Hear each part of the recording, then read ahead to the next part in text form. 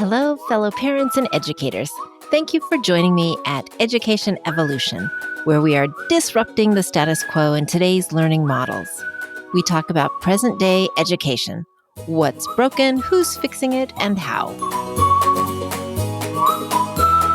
I'm Dr. Maureen O'Shaughnessy, your host and founder of Education Evolution and the Microschool Coalition, where we are fiercely committed to changing the narrative, to reimagining the education landscape and creating learning that serves all children and prepares them to thrive.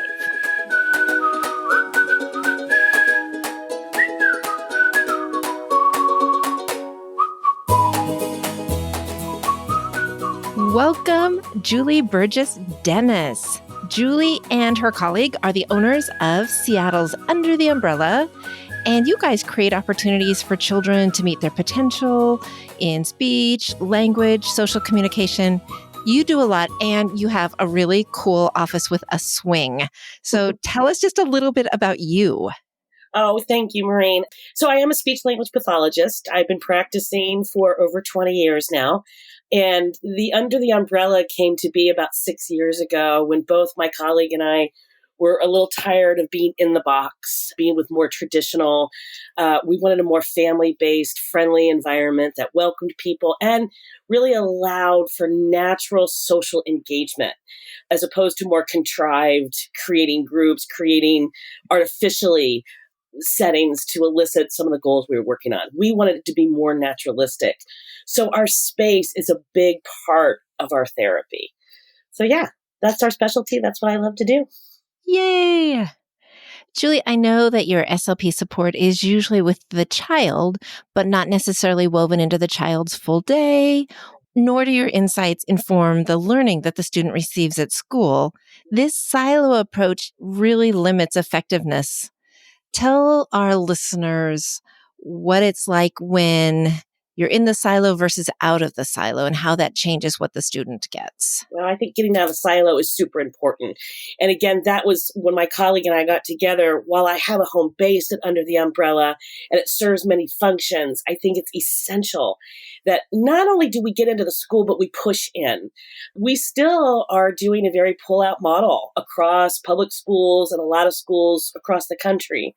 And there's sometimes a place and a need. I mean, I think you have to develop relationship in a quiet setting and get to know a person. But in general, I really think our services are going to be much better utilized if we are pushing into the classroom and working with teachers and helping these kids learn. I mean, learning is social, right? It is a social communication ability. It's about emotional regulation and social communication and doing it throughout the day. So I've been shifting my career into moving away from segmenting and doing all one-on-one, right? And again, a piece of it is super important. I'll never give away all my one-on-one because I love building a relationship with those that I work with. But if we can start shifting more into being in that classroom and working with those teachers and developing individual systems for those kids and those teachers to be using throughout the day, it just seems, it'd be much more beneficial. I think we'll get better generalization, just happier kids, happier teachers. I completely agree. And I know firsthand because we are one of the schools that gets to have you supporting us. And we have you looking at our whole school and the learning environment, training our teachers, sharing your insights, weaving in parents. It is so push-in, integrated, and collaborative. Can you think of a specific scenario or example of how this is played out for a student of yours? With the push-in model, that's a great, there's so many examples. I'm trying to think of just one. But with the push-in model, what naturally happens is you start building more of a relationship with the teachers. And I think that's been underutilized in years, where everybody had relationships, particularly in schools, right? But they still did their own thing, right? Kind of in isolation, but coming together. And with doing more of a push-in and like working with your staff, we've all gotten to know each other so much more so that we can even when you work with one kid, you're building where those skills can go on to other children and different things. And we start learning how each of us come to the same problem or a different problem. There are several kids where we've had major ahas together, right? I don't know everything about these kids. I mean, the teachers really know so much. It always comes back to relationship building. There's been several kids where we've all had some ahas together that you wouldn't have guessed maybe if you had been looking at it in a more isolated way. Or if I was back in my clinic working with a Tyler and, calling Jacob and saying, well, this is what we're doing and trying to glue it together in that way. That's the more traditional way, right? Where instead I'm in the school, I'm with Tyler, I can make eye contact with Jacob, your teacher, Casey, and we can work together in a real-time moment to help support him. I love that. I know as a classroom teacher, I knew kids had to leave for speech and leave for OT and leave for different things. And then they came back and I just had to get them caught up. I had no Right. idea what was going on, how I could reinforce any of that. It was a mystery Yeah. that just the kid came and went. And I'm so grateful that at Lead Prep we get you specialists and we call you our dream team because it's so amazing to have an SLP, OT, behaviorist, special needs person, therapist. We get all these perspectives and you're trained in different ways and you're helping us see kids so much more holistically. So we are super grateful. Wow. And it's fun. I think we're all having a really, when you can bring joy to it and do that through relationship and really getting to know each other, it just adds to the progress. Yes, absolutely. And fun and joy, Mm, those are so important for all of us. And teachers burn out yeah. with too intensive of loads. So to lighten things up and to collaborate is really a good way to take care of our teachers as well. Yeah, for sure. Teachers have been the forgotten group, right? We expect so much of them. And I'm really cognizant of that right now because I think our teachers are as driven and burdened as our first responders in this pandemic we're in. And there's not a lot of talk about it yet, Maureen. And I wish we could find a venue. Our teachers are working so hard and are so stressed. I just talked to my nephew who's in his mid 30s and he and his wife are both teachers and they have two children under the age of 3. And it was so fascinating to listen to a day in the life that they are getting through. I mean, they're both working. They both have to manage the little kid. It's remarkable. Teachers are remarkable and they have many hats. And those of us that are therapists just need to be really just embrace their challenges and join them as opposed to, I'm really kind of against the kind of expert model where I almost feel like the expert causes more issues than help sometimes because we need to join our teachers and be a part of their problem as opposed to coming in and saying, well, this is the way you need to do it because they're in the trenches and we need to join them there and pat them on the back as much as we possibly can. They're working so hard. I completely agree. I think they are definitely unsung heroes, especially now. Yeah. And we've shifted our professional development model as a result of having you as a dream team. We don't want to go to one-off conferences or Right, have an expert come in and dispense wisdom and then disappear. right, We love that you're adding layers of support to us. And one I wanted to hit on is you had us read Uniquely Human last summer. You and under the umbrella, you have extensive training and experience in social communication and also working with children with autism. Can you right. tell us a little bit more about how that plays out in terms of social communication in schools? Yeah, what a great, I mean, that could get us here for hours, right? But absolutely. First of all, back to what you just said about like continuing education. There have been so many models where really talented people have either come into a school district and spent, 2, 3, 4, maybe 5 days with the staff and they leave and they offer a great deal, right? These are really well-trained, terrific public speakers that really have it down and that's great. But the problem is they do leave. And I've talked to professional after professional that it was wonderful. It was great. We had a lot of great ideas, but then with each month, right, you get farther and farther away from that day of training and the books sit on the shelf and a little bit of dust gets on them and that grows. And what I love, and I've done this with a couple schools and I'm really enjoying it with you, is that we start with our training, we individualize it to what your needs are, and then we're here. we're local. We stay here. We're here as you need us so that we can keep building and individualizing to your school as opposed to a very expensive one time. And again, I don't want to knock any of my amazing colleagues because there's a lot to get from that model as well. But a combination is so good.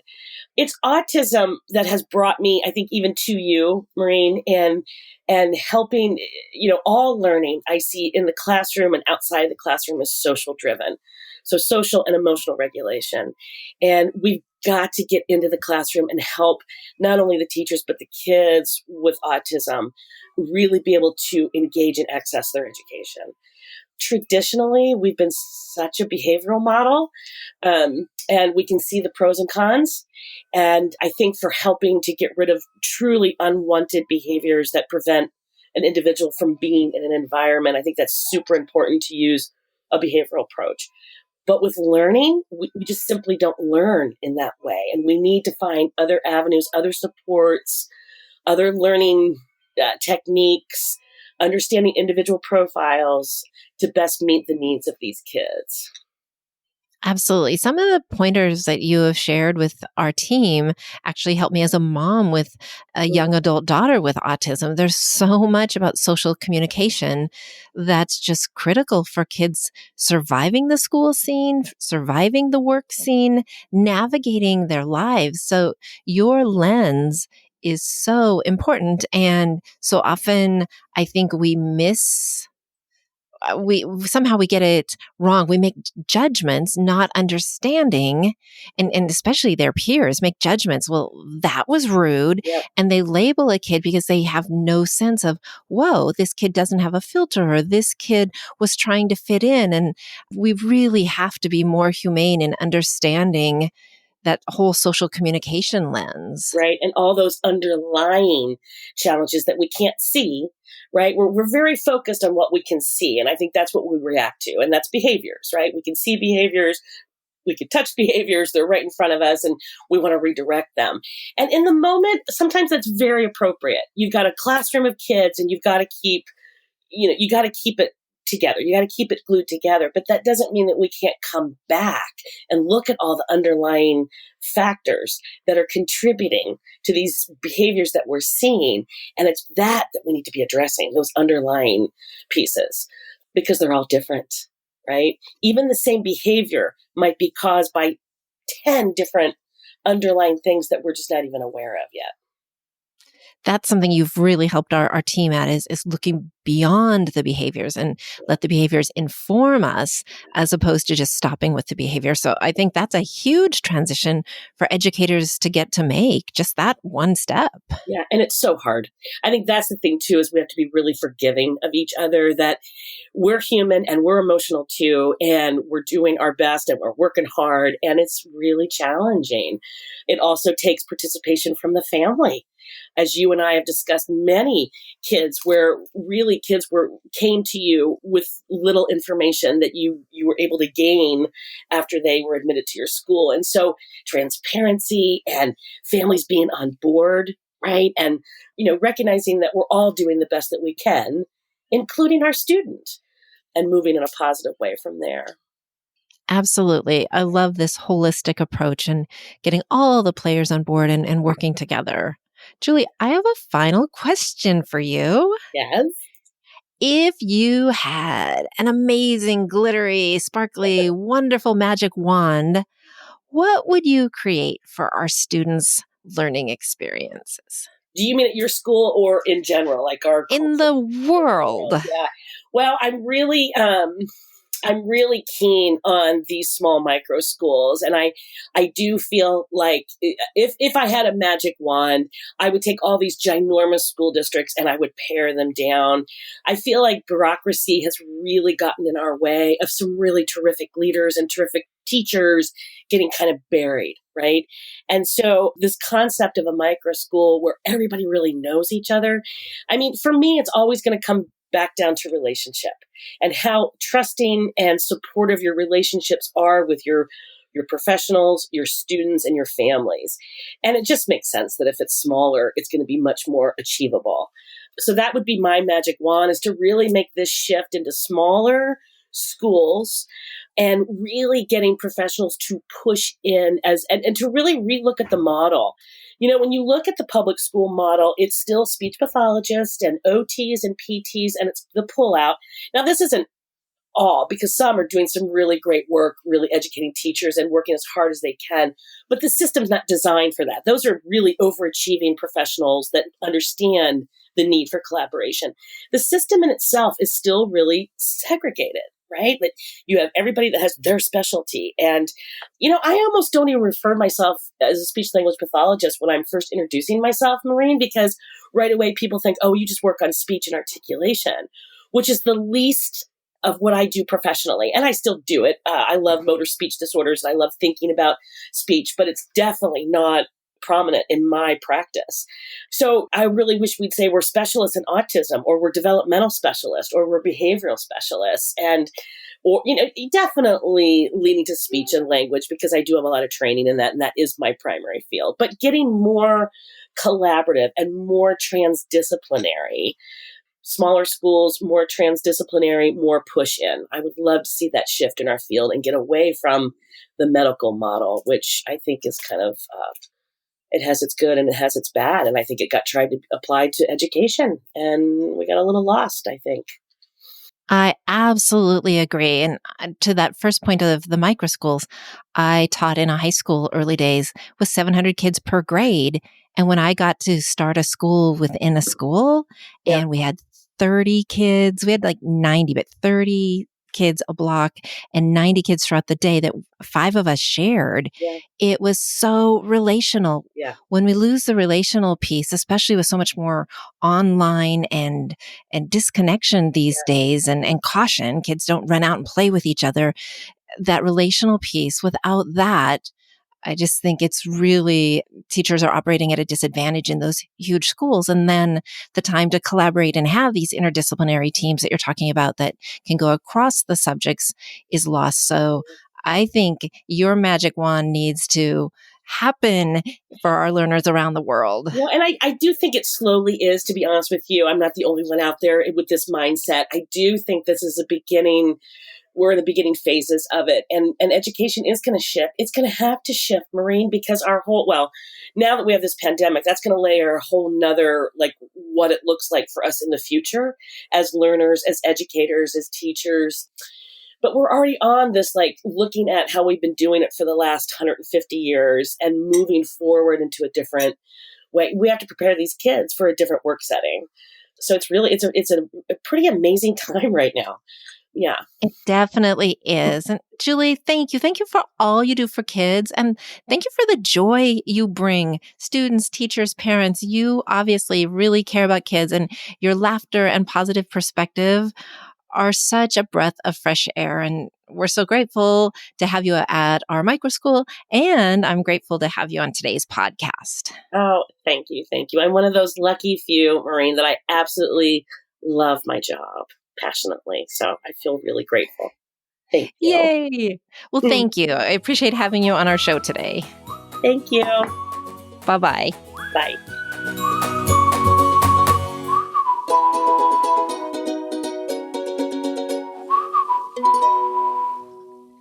Julie Burgess-Dennis is so wonderful. We call this team of specialists that we've formed over the last year and a half our dream team. It is so powerful to get to look at each unique learning profile through these lenses. It reminds me of the story of the blind men and the elephant, where each one of them was touching a different part of the elephant and describing the elephant if they were touching the trunk or the tail or the ear. It really, really helps us to hear from an OT perspective, an SLP perspective, from behaviors, from our teacher, from our parents, from our students, to get the whole picture of the student. I really appreciate what Julie says about we need these transdisciplinary approaches. We need to break down the silos to make this happen. And she has been the leader of our dream team in helping us have these multiple lenses. Julie and our dream team have also helped us with our MTSS, and that is the multi-tiered system of support. Every school should have universal supports that we offer all students. That should just be tier 1 and a given. And then tier 2 should be when you need to have a small group and help some kids that need a little extra support. Tier 3 might be when you need one-on-one support and something really specific to a given kid. And we've been able to develop that, and we're informed with the perspective of our different members of our dream team. They also come in and provide professional development for us. So over the summer, we spent time chewing sour gum and understanding more about senses and sensory needs of different kids. That was our OT giving us some background on different aspects of students and learners.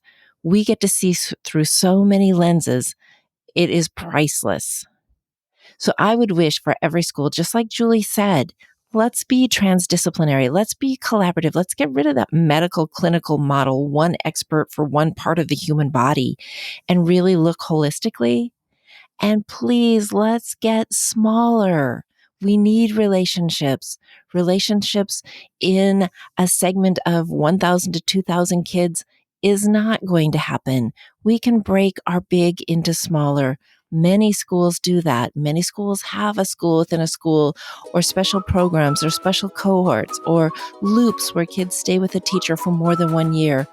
Let's get small, let's get personalized, and let's create these teams of learning support for all of our students.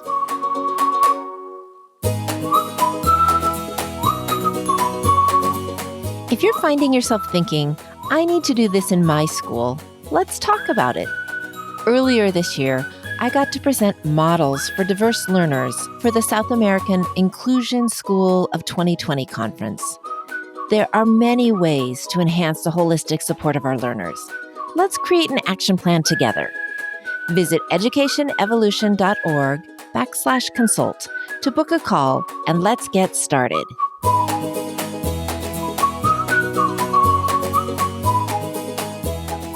Education Evolution listeners, you are the ones to ensure we create classrooms where each student is seen, heard, valued, and thriving. We need you. Let's go out and reach every student today. Leaving a rating and review for this podcast lets others know that you find it of value and gets it in the earbuds of more educational leaders like you.